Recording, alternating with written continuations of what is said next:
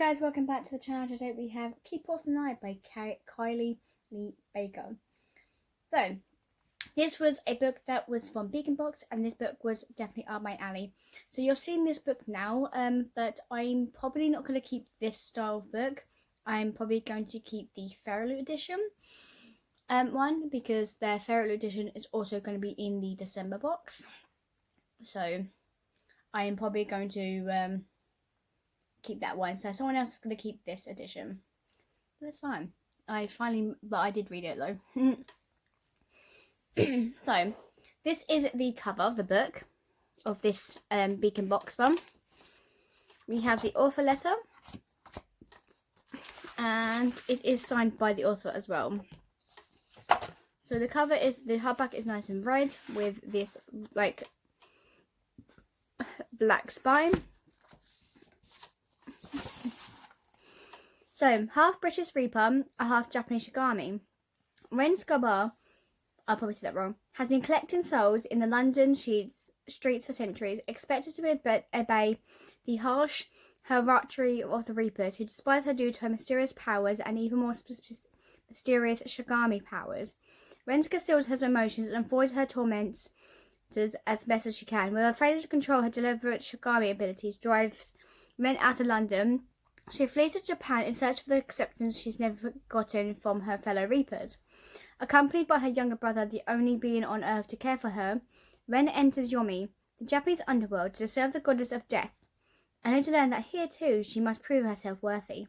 Determined to earn respect, Ren accepts an impossible task: find and eliminate 3 dangerous yokai demons with help of only her brother and a new ally who might be less than trustworthy.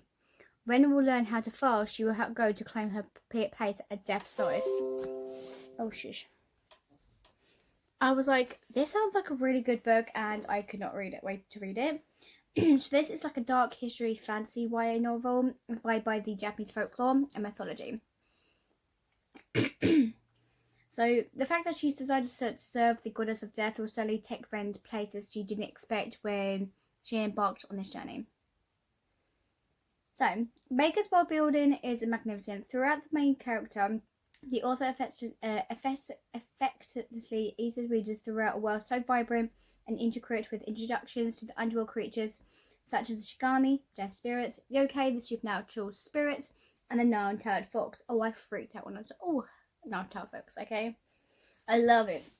It doesn't matter if you don't know about the Japanese mythology, because it explains in its simple and easy to understand way. The visual and the imagery are extremely vivid, and it's trying to be beautiful whilst being also gruesome at the same time. And all this is accompanied by a plot that is extremely fast-paced and coupled with a compelling writing, so you will be glued to its pages at some times. Just so, all times. That being said, there are some flaws and issues that are mostly resolved by the end of the province, the intentional. The climax of the book is definitely unexpected and exciting as well, that myself will be desperately waiting for the sequel. The characters made themselves another strong point of the book. Morally grey characters are always fun and interesting to read. Those are definitely within the pages here. Ren is a great main character. Even though she does questionable things, her motives are interesting, and which makes her feel real, and therefore one can help but root for her. She is tough and resilient, but also feels sorry for herself and a lot of questions of her own morals. The book is deeply rooted in Ren's struggles and with being practical at her quest of validation. Wow. She constantly caught between 2 cultures and trying to figure out where she belongs to. And see, there's no example that shows her that she can't embrace both. It will certainly strike a chord with practical or just both to a reader. So, on the other hand, her brother Nevin sometimes seems to be the only voice of reason, one that can't help but feel for him.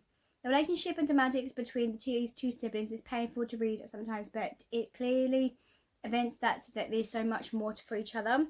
The main character will accompany these siblings on their journey is Hiro, and his character is so much in depth, so certainly a character that keeps surprising the reader. Maybe the character here that would be the instant love relationship between him and Ren. It's very frustrating, even though it doesn't take the reader to expected places. So overall, the theme of this belonging, identity, family, and the love of the keeper of the night is weakly delightful. That the a perfectly blend of a rich historical setting with magic, mystery with immoral grey characters, unexpected turns, and a ton of dog folklore and fantasy elements. The Keeper of the Night is definitely one novel you would keep by your side for this season. Lastly, I must congratulate the Praise for Australia for covering this. Extremely beautiful. It's amazing. But I cannot wait to see what the Fairy Loop edition book looks like, so I am looking forward to that.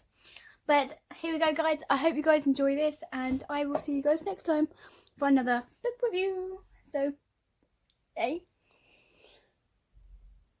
Peace. Bye.